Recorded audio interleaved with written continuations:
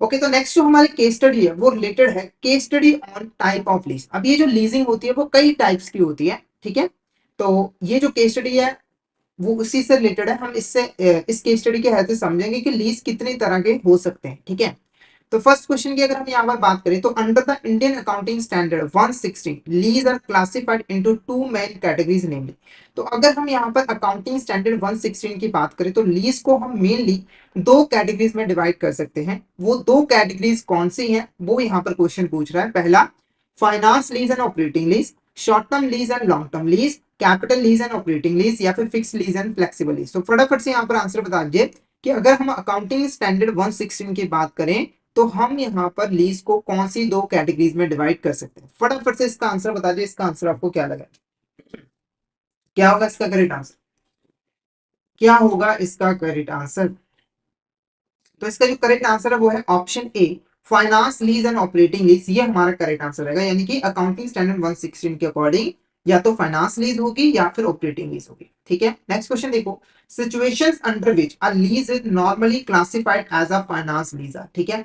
तो ऐसे सिचुएशन जिसके अंदर हम एक लीज को जो है फाइनेंस लीज जो है वो मानेंगे। देखो, फाइनेंस लीज और ऑपरेटिंग लीज इसकी कोई यहाँ पर डेफिनेशन नहीं है, बल्कि कुछ ऐसी सिचुएशंस है जिसके अंदर हम एक लीज को फाइनेंस लीज मानते हैं और एक लीज को हम ऑपरेटिंग लीज मानते हैं।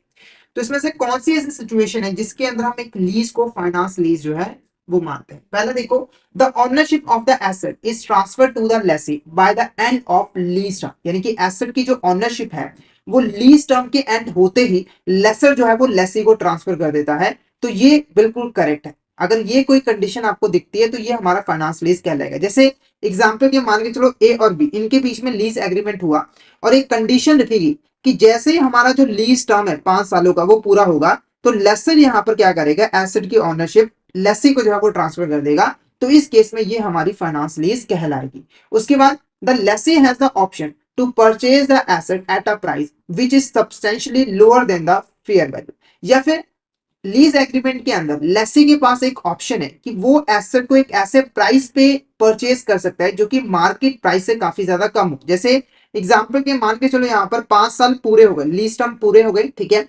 अब इस एसेट की जो मार्केट में वैल्यू है मशीन में वो है हमारे यहाँ पर 20 लाख रुपए, और यहाँ पर इसके पास राइट है, हमारे लेसी के पास राइट है कि वो यहाँ पर मार्केट से कम प्राइस पे मान के चलो 10 लाख रुपए का इन एसेट को परचेज कर सकता है। तो अगर ये वाली ऑप्शन इसके पास अवेलेबल लेसी के पास, तो इसे भी हम फाइनेंस लीज जो है वो मानेंगे। उसके बाद lease term is for major part of economic life of the asset. अब देखो, किसी भी एसेट की एक इकोनॉमिक लाइफ होती है। इकोनॉमिक लाइफ का मतलब कि उस टाइम पीरियड तक एसेट जो है वो प्रॉपर्ली काम करती है, और जैसे ही वो टाइम पीरियड ओवर हो जाता है तो एसेट की जो लाइफ है वो भी खत्म हो जाती है। जैसे अगर आप कोई नॉर्मल कार भी परचेज करते हो तो उसकी एक वैलिडिटी पीरियड होता है 10-15 साल, और उस टाइम पीरियड में ही आपको कार को यूज करना होता है, उसके बाद वो कबाड़ बन जाती है। ऐसे ही एसेट का भी केस होता है। मान के चलो ये जो एसेट है इसकी जो इकोनॉमिक लाइफ है वो 10 साल है, और आपने जो लीज टर्म है वो 9 सालों के लिए यहाँ पर कर लिया है। तो लगभग आपने यहाँ पर 80 से 90% जो टाइम पीरियड है मतलब एसेट की जो इकोनॉमिक लाइफ है उसके लिए लीज टर्म कर लिया है। तो इस लीज को भी हम फाइनेंस लीज जो है वो मानते हैं। उसके बाद substantially transferring the risk and reward of ownership of the asset to the lessee. तो अगर हमने एसेट के साथ जुड़ा रिस्क और रिवॉर्ड जो है वो लेसी को ट्रांसफर कर दिया है, तो इस तरह की लीज को भी हम फाइनेंस लीज जो है वो मानते हैं। तो यानी कि इन सभी सिचुएशन के अंदर हम एक लीज को फाइनेंस लीज जो है वो मानेंगे। तो ऑप्शन डी हमारा यहाँ पर करेक्ट आंसर रहेगा। अगर एसेट की ओनरशिप लीज टर्म के एंड होते ही लेसी को ट्रांसफर कर दी जाए, या फिर लेसी के पास एक ऑप्शन हो कि वो एसेट को मार्केट प्राइस से कम प्राइस पे बाय कर सकता है, या फिर जो लीज टर्म है वो major economic life of asset के लिए किया गया हो और रिस्क और रिवॉर्ड को ट्रांसफर कर दिया गया हो, तो इन सभी सिचुएशन के अंदर हम लीज को फाइनेंस लीज जो है वो मानते हैं। तो ऑप्शन डी हमारे यहाँ पर करेक्ट आंसर रहेगा। नेक्स्ट क्वेश्चन देखो, which of these classified as finance lease, इसमें से कौन सी ऐसी लीज है जो कि यहाँ पर फाइनेंस लीज की कैटेगरी में आएगी? पहला, an individual leases a car for 4 years. The lease agreement specify that ownership of the car will transfer to the lessee upon the completion of the lease term. तो क्या ये finance lease होगी? बिल्कुल होगी, क्योंकि यहाँ पर देखो क्या हो रहा है कि जैसे लीज टर्म पूरा हो जाएगा तो जो ओनरशिप है वो लेसी को ट्रांसफर कर दी जाएगी, ठीक है। तो ये बिल्कुल फाइनेंस लीज होगा। उसके बाद the manufacturing company lease a specialised machinery for its production process. एक मैन्युफैक्चरिंग कंपनी ने क्या किया है कि एक स्पेशलाइज्ड मशीनरी को लीज पे जो है वो लिया है, मतलब स्पेशल काम करने के लिए लीज पे लिया है, और जो लीज टर्म है वो 80% यहाँ पर कवर करती है economic life of the asset. तो क्या ये फाइनेंस लीज होगी? बिल्कुल यहाँ पे फाइनेंस लीज होगी।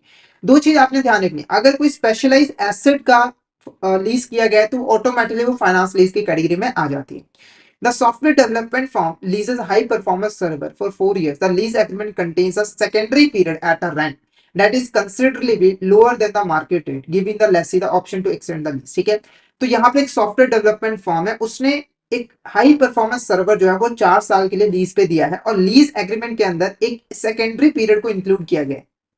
यानी कि 4 साल के बाद अगर लेसी चाहे तो वो जो हमारा सर्वर है उसको और यहाँ पर लीज पे जो है यूज कर सकता है, और वो उसके लिए उसको एक रेंट पे करना पड़ेगा जो कि मार्केट रेंट से काफी ज्यादा यहाँ पर कम होगा। तो ये सभी की सभी हमारी फाइनेंस लीज की कैटेगरी में जो है वो आती है। तो ऑप्शन डी हमारे यहाँ पर करेक्ट आंसर रहेगा। ऑल ऑफ द अबव हमारे यहाँ पर करेक्ट आंसर जो है वो रहेगा। ओके, नेक्स्ट क्वेश्चन की बात करें, which of the statement is not correct regarding the operating lease. तो इसमें से कौन सी ऐसी स्टेटमेंट है जो कि ऑपरेटिंग लीज के रिगार्डिंग करेक्ट नहीं है? तो देखो, ऑपरेटिंग लीज ऐसा लीज होता है जो कि फाइनेंस लीज नहीं होता है। मतलब कि बहुत सिंपल सी डेफिनेशन दे दी है, तो सिंपल सी डेफिनेशन ही है, बुक में भी यही दिया हुआ है कि कोई भी ऐसी लीज जो कि फाइनेंस लीज नहीं होगी वो हमारी ऑपरेटिंग लीज कहलाएगी। जैसे कि पहली स्टेटमेंट देखो, the ownership of the asset not transfer to the lessee. तो ये स्टेटमेंट बिल्कुल करेक्ट है ऑपरेटिंग लीज के रिगार्डिंग, यानी कि ऑपरेटिंग लीज के अंदर ओनरशिप ट्रांसफर नहीं की जाती है। उसके बाद lessee has the option to purchase the asset. Lessee के पास ऑप्शन होता है कि वो एसेट को परचेज कर सकता है, तो ये गलत है। ऑपरेटिंग लीज के अंदर लेसी के पास ऑप्शन नहीं होता है।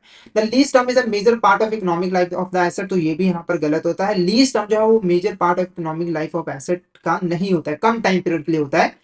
और the lease asset must be special nature. तो ये भी यहाँ पर गलत है, क्योंकि ये तीनों कंडीशन के अंदर फाइनेंस लीज बन जाएगी। और हमने कहा है कि फाइनेंस लीज के बिना कोई भी लीज है वो ऑपरेटिंग लीज होता है।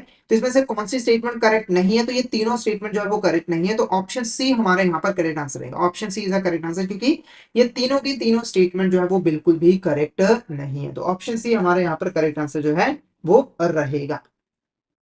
नेक्स्ट क्वेश्चन की बात करें, विच of these is a feature of leverage lease. इसमें से कौन सा हमारा फीचर होता है लीवरेज लीज का? तो लीवरेज लीज पहले होता क्या है उसको समझ लेते हैं। देखो, नॉर्मल लीज के अंदर दो पार्टीज होती हैं, एक लेसर होता है और एक यहाँ पर लेसी होता है। एक यहाँ पर लेसी होता है, और लेसी जो है वो लेसर से एसेट को लीज पे जो है वो लेता है। ठीक है, और एसेट के ऊपर ओनरशिप किसकी होती है? लेसर की होती है।